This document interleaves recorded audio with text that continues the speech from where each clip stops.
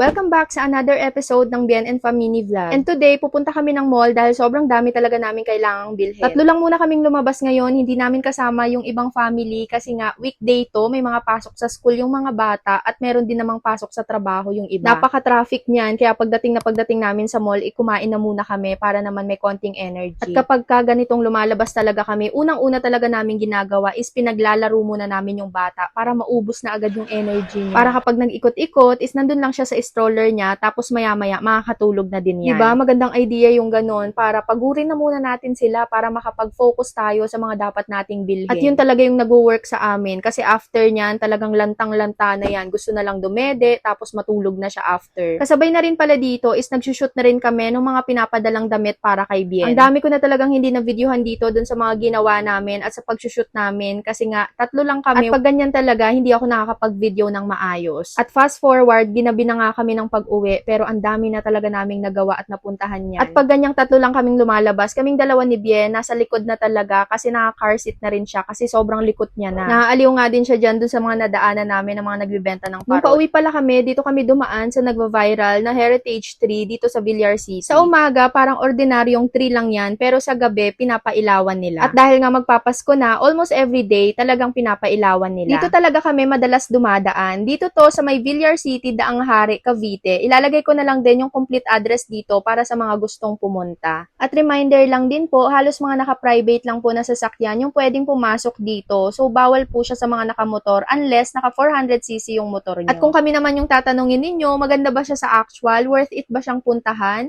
Well, kung taga Cavite po kayo, for the experience, go, puntahan ninyo kasi nakaka-relax talaga siya. Pero kung nasa kalapit bayan kayo ng Cavite at gusto ninyo siyang puntahan, kung may sasakyan naman kayo, why not? Expect lang kayo na ang mapupuntahan nyo lang talaga dyan is isang malaking puno na punong-puno ng maraming ilaw. At kung may mga chikiting kayong kasama, ayan, mas mag-e-enjoy talaga. Dahil nga malaki yung area, malawak yung takbuhan nila, talagang mag-e-enjoy sila dyan. Pwede nyo silang padalhan ng mga laruan na umiilaw tulad ng mga bracelet, mga espada, ayan, mga ganyang umiilaw para mas mag-enjoy sila. At kung matatapat naman na weekend kayo dyan pupunta, meron dyang mga food stall sa gilid na perfect din kapag gusto nyo lang magmerienda. May mga nagtitinda ng mga street foods, mga pizza, coffee, drinks, at marami pang iba. Although madalas din kaming napapadaan dito, pero first time kasi namin na umakyat talaga at makita siya ng malapitan. Kaya super nag-enjoy talaga yung bata naming kasama. Kasi wala siyang ginawa talaga dyan, kundi magtatatakbo. Kasi ito talaga perfect talaga sa mga bata. Nung pumunta nga kami dyan, sobrang daming tao. Pero dahil nga malawak yung area, hindi siya ganun ka-crowded tingnan. Kaya kung malapit ka lang din dito at gusto mong mag-chill, mag-relax, go, puntahan mo to. At dito ko na rin pala tinatapos tong mini vlog natin na medyo napahaba na ng konti. See you next time! Bye!